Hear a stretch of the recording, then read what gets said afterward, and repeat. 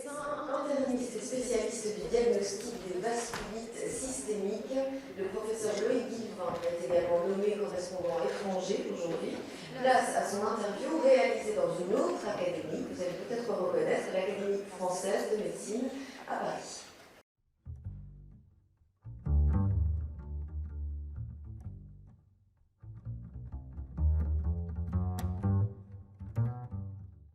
Initialement, je voulais être cardiologue. Et j'ai d'ailleurs fait tout un cursus en cardiologie. Et puis, j'ai découvert la cardiologie qui se spécialisait de plus en plus, et j'ai compris que ça n'était pas pour moi. Moi, il me fallait le contact avec les malades, du diagnostic, arriver à un diagnostic et prendre en charge les gens ensuite avec toutes les facettes de l'individu. Et ça, une spécialité d'organes qui en plus très vite se sous-spécialisait en troubles du rythme, insuffisance cardiaque, etc., ça n'était pas ce que je souhaitais. Donc j'ai gardé ma passion pour la cardiologie, mais j'y ai ajouté d'autres cordes, et puis surtout, ce fut la médecine interne, et ça a été aussi le contact avec un patron, c'est toujours comme ça, c'était Pierre Godot, qui était le patron de médecine interne de la Pitié, et qui a littéralement suscité mon enthousiasme pour cette discipline. Alors, j'ai donné des cours comme tous les enseignants à la faculté de médecine, dans le programme habituel, mais j'ai donné énormément de cours dans ce qu'on appelle les diplômes d'université, dans les enseignements de spécialité, parce que avoir une spécialité qui est en fait une généralité, c'est aussi utile dans chaque spécialité d'organe. Donc j'ai fait la néphrologie, la rhumatologie, etc. Donc énormément d'enseignements en France, à l'étranger, beaucoup aussi. C'est ça. Et ben, je suis allé dans beaucoup de pays, le Maroc, le Pérou, les États-Unis, le Portugal, l'Espagne. Et puis j'ai même fait plusieurs séminaires en Belgique, à plusieurs reprises, à Bruxelles, à Liège, à Gand. Enfin, voilà. Aujourd'hui, on ne fait plus la médecine comme autrefois. Et notamment pour la recherche clinique, elle ne peut être que collaborative. Nous sommes en Europe de nombreux pays, de petits pays, et donc il faut mettre les efforts en commun. Si on ne le fait pas, ça ne fonctionne pas. Donc l'échange, c'est très important. Un des défis du futur, ça va être soit qu'on soit très bien jusqu'au bout, c'est pas gagné, soit que l'on intègre bien les personnes âgées dans l'environnement, qu'il n'y ait pas de racisme anti-vieux. Moi, je suis très touché par tout ce qu'on a vu récemment en France sur les EHPAD et ce que l'on voit sur la prise en charge des personnes âgées et la maltraitance, qui est un réel problème. Alors, je ne fais absolument pas de sport, rien. Je suis d'une paresse insigne. Je suis très intéressé par la lecture, je lis beaucoup, je m'intéresse beaucoup à la peinture, même si je n'en fais pas moi-même. Je collectionne de l'art, et voilà. Je continue à voir des patients, je continue à faire des cours dans mon ancien service et ailleurs, quand on m'invite, j'y vais très volontiers et très régulièrement. Et je pense que c'est important de continuer à le faire parce que d'abord, quand on dit pourquoi vous faites ça, ben je dis c'est ce que je sais faire. Et c'est ce que je fais probablement le mieux. Donc je continue à le faire. Et puis il y a la transmission. C'est avoir des jeunes autour de soi à qui on peut expliquer un certain nombre de choses. Parce qu'eux-mêmes ont un exercice qui est dans l'immédiat. Et plus on est présent dans le monde actuel, plus on est dans l'immédiat. On ne regarde plus en arrière. Donc ça n'est plus dans les bases de données. Donc il faut qu'il y ait des gens qui établissent les passerelles, qui établissent les liens, et c'est ce que je fais.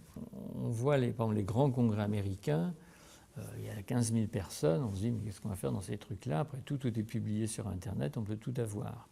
Et en fait le plus important c'est le couloir du congrès.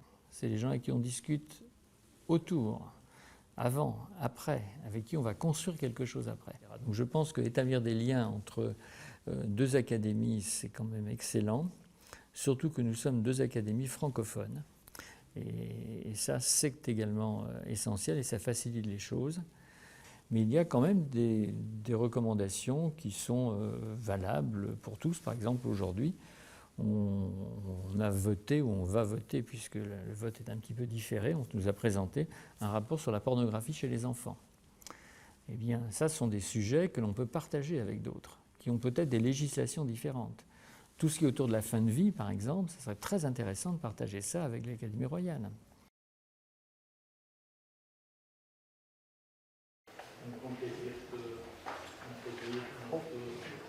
Nouveau monde étranger.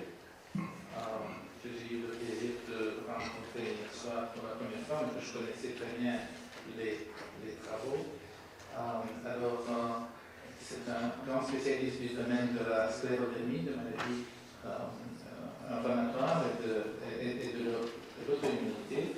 Et avec ça, je lui donne la parole pour présenter sa carrière.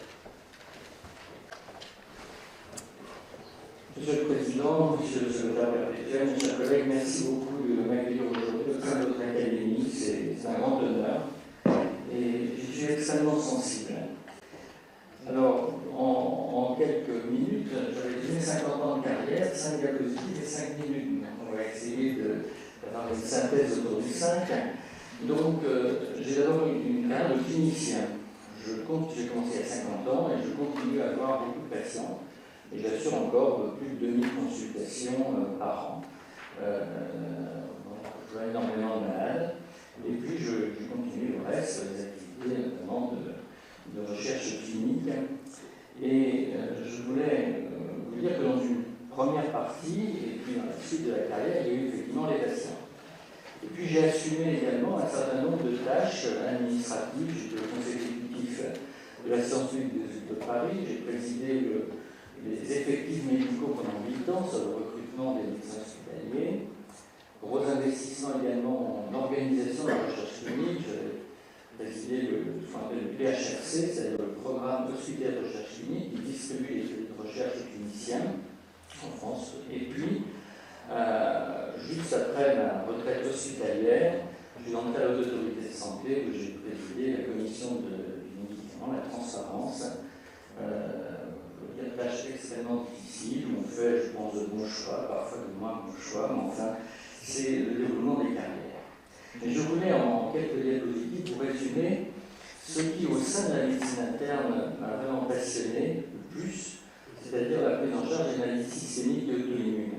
Alors, ça s'est centré autour du lupus, de la sclérodermie, des vascularites et du sang de Sjögren. Le lupus, participer au protocole qui a organisé Frédéric Poussiot et qui fait autorité dans le domaine. Et puis, ensuite, je me suis vraiment focalisé plus sur les vascularites, avec un certain nombre de points que je voulais discuter avec vous. D'abord, participer à la classification qui a été initiée par Janet aux États-Unis et qui permet, si l'on classe bien les malades, de mieux les traiter parce qu'on comprend mieux les maladies et leurs mécanismes. Le deuxième point est vraiment orienté sur le traitement des vascularites. Il faut savoir qu'en 1980, les publications dans des vascularites qu'on appelle pour certaines d'entre elles aujourd'hui associées aux ANCA, eh bien c'était moins de 50% de survie. Et aujourd'hui, à 10 ans, nous sommes à plus de 95% de survie. Donc il y a un pas considérable. Établissement de score, j'ai produit un score qui s'appelle FFS, qui permet après de calibrer les traitements. Et puis, nous avons aussi optimisé les traitements conventionnels, parce que l'amélioration du pronostic, c'est d'abord savoir manier les médicaments que nous avions déjà en main, la corticothérapie, les immunosuppresseurs. Par exemple, nous avons été les initiateurs dans les vascularites, pas dans toutes les maladies, du remplacement du cyclophosphamide par voie orale par le traitement intraveineux. Aujourd'hui, on traite les malades 4 mois avec moins de 5 grammes de médicaments, alors qu'autrefois, on en avait 200 grammes par voie orale. Donc les malades ne mourraient pas de la maladie nécessairement, ils mourraient du traitement de la maladie. Et même chez les sujets âgés, on peut traiter avec 3 grammes. Deuxième chose, c'était pour la première fois dans une maladie que vous ne voyez plus aujourd'hui, et la périartérite noueuse au virus de l'hépatite B, qui a disparu avec l'hygiène individuelle hospitalière et les vaccinations, eh bien, on a montré qu'en traitant le virus, on traitait la maladie et on n'avait pas besoin d'immunosuppresseurs, on n'avait pas besoin de corticoïdes. Ce modèle a été ensuite largement appliqué à la prise en charge des phlebotomies dues au virus de l'hépatite C. Et ça aussi, c'est une maladie qui disparaît puisqu'on a un très bon traitement antiviral. Le meilleur moyen de traiter la maladie, c'est de donner le traitement de la cause de la maladie. Et puis dans la dernière partie, c'est le traitement des vascularites associés aux ANCA. Donc les vascularites, là, l'auto-immunité est directement identifiée et impliquée par le rituximab. Ça avait déjà été fait en traitement d'attaque. Nous avons mis en place une série de protocoles prospectifs pour le traitement d'entretien et la prévention des rechutes. Et je crois que lorsqu'on s'intéresse à une maladie, il faut avoir de la durée, et la recherche clinique doit être dans la durée pour pouvoir justement aboutir à des conclusions pertinentes pour les patients. Alors, on a fait 3 essais successifs, on a fait Maîtrisant, maintien de la rémission, et le rituximab, c'est le meilleur traitement. Aujourd'hui, dans le groupe rituximab, c'était 100% des malades survivants à 3 ans, une rémission dans plus de 95% des cas, et un taux de rechute qui était beaucoup plus faible qu'avec des immunosuppresseurs classiques comme l'Immurel ou l'Hydrotrexate. Ensuite, nous avons montré qu'on pouvait aussi réduire la dose de rituximab, et alors qu'on traitait sur une durée totale par 2,50 grammes, on ne traite plus que par 1,50 g aujourd'hui. Et puis ensuite, on a montré qu'il n'y avait pas de résistance à ce traitement, que les malades qui rechutaient, on pouvait les retraiter indéfiniment et qui ne rechutaient plus jamais. Mais tout ceci, c'est peut-être une victoire à la Tébus. Parce que faire une dépression B prolongée pendant des décennies, ça peut être extrêmement délétère. Et avec la pandémie Covid, on a malheureusement observé qu'un certain nombre de nos patients mouraient du Covid, de la Covid, parce qu'ils n'avaient pas du tout de défense immunitaire. Ce qui fait qu'aujourd'hui, alors qu'on a clairement identifié le meilleur traitement d'entretien des vascularites associées aux ANCA, je pense qu'il faut le manier avec quand même beaucoup de prudence pour éviter qu'il y ait une mentalité secondaire qui s'installe et qui efface les bénéfices qu'on avait eus. Donc merci beaucoup et merci vraiment de m'accueillir dans cette contexte.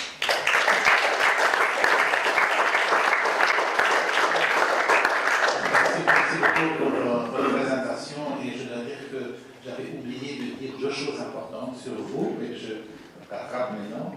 D'abord que vous avez en fait créé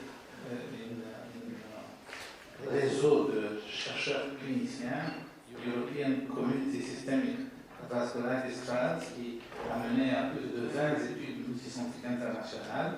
Bien sûr que vous êtes membre de l'Académie nationale de médecine et que vous avez dirigé la commission de transparence de la Haute Autorité de Santé. Merci.